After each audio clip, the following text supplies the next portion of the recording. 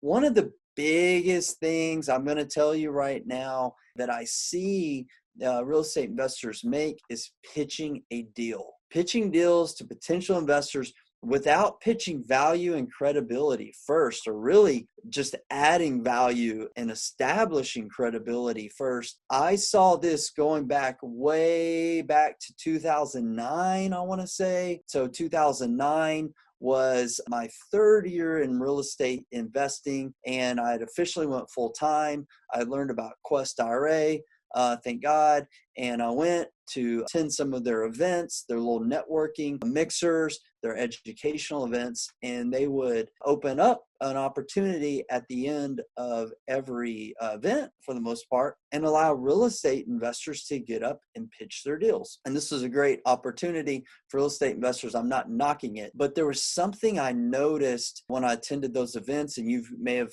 depending on what marketplace you're in, been to other real estate networking events and workshops, and they allow an open forum for real estate investors to get up and pitch their deal. And I wish I had a piece of paper. Oh, I do have a piece of paper. And so what I would see is real estate investors would typically have like a piece of paper, and it would have like a picture of a house on it, maybe a couple of numbers, and they would get up front and they would say, hey, I'm a real estate investor and I need $100,000 like yesterday because I've got this deal and it's a great deal. I think it's a great deal. I'm not really sure, but I got to close quick and I'm going to flip it, or maybe I'm going to rent it. I'm not really sure. I need your money really, really fast. And that was kind of the way that these pitches went down. And what they really communicated was desperation.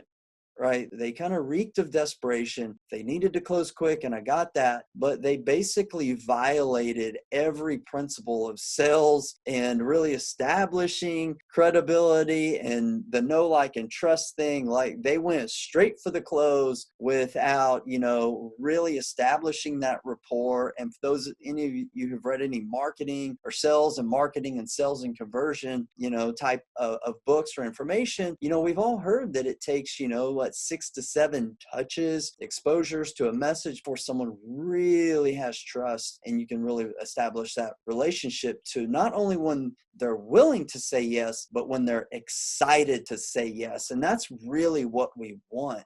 We don't want just private lenders who are grudgingly, lending to us or feel pressured from our pressure. Like, that's not setting yourself up for a long-term relationship with a private lender. So what we're really going to get to tonight is how you guys and gals can establish legitimate trust, adding value to potential private lenders so that they're excited to work with you and to invest with you, and ideally that they'll keep coming back. And I'll tell you that I've raised a lot of money over the years, and I've never had a private lender not come back to reinvest again. And most of my lenders invest over and over and over and over again. So I'm not bragging, I'm not boasting, I'm not trying to impress anybody. I just want to impress upon you what I'm going to teach here tonight absolutely works.